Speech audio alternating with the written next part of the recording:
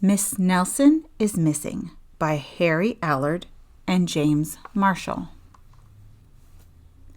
The kids in room 207 were misbehaving again. Spitballs stuck to the ceiling. Paper airplanes whizzed through the air. They were the worst behaved class in the whole school. "Now settle down," said Miss Nelson in a sweet voice. But the class would not settle down. They whispered and giggled. They squirmed and made faces. They were even rude during story hour, and they always refused to do their lessons. "Something will have to be done," said Miss Nelson. The next morning, Miss Nelson did not come to school. "Wow!" yelled the kids. "Now we can really act up." They began to make more spitballs and paper airplanes. "Today, let's be just terrible," they said. "Not so fast," hissed an unpleasant voice.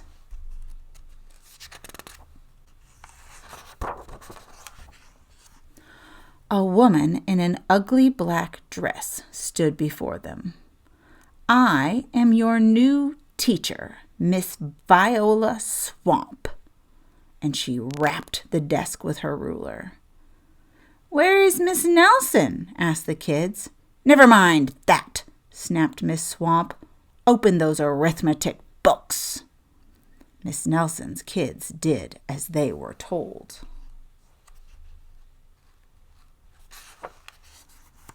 They could see that Miss Swamp was a real witch. She meant business. Right away, she put them to work, and she loaded them down with homework.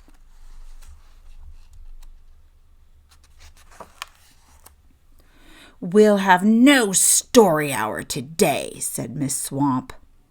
"Keep your mouths shut," said Miss Swamp. "Sit perfectly still," said Miss Swamp. "And if you misbehave, you'll be sorry," said Miss Swamp. The kids in room 207 had never worked so hard. Days went by, and there was no sign of Miss Nelson. The kids missed Miss Nelson.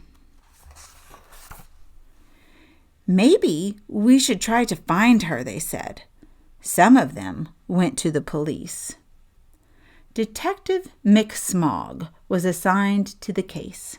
He listened to their story. He scratched his chin. He said.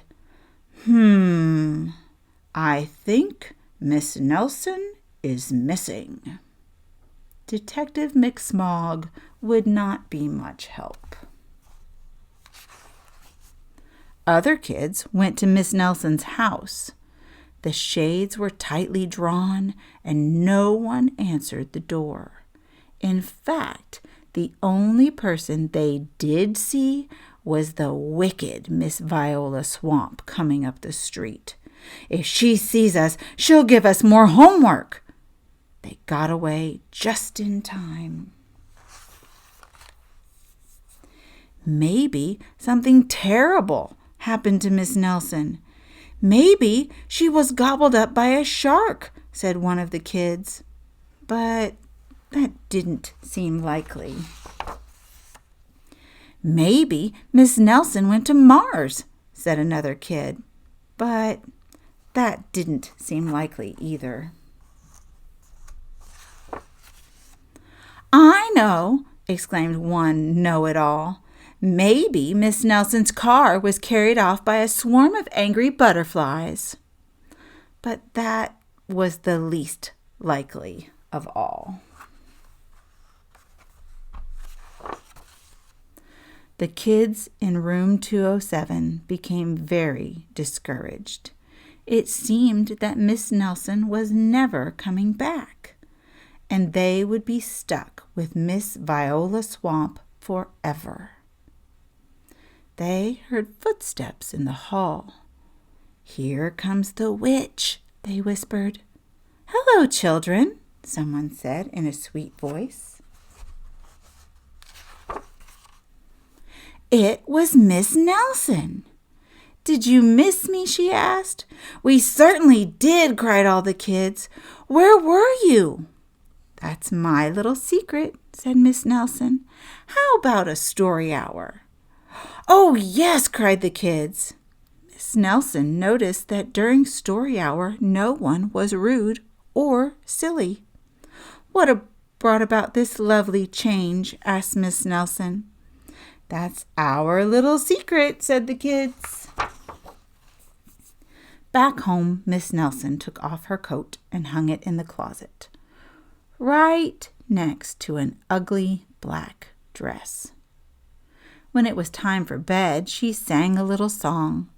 "I'll never tell," she said to herself with a smile. P.S. Detective McSmog is working on a new case. He is now looking for Miss Viola Swamp.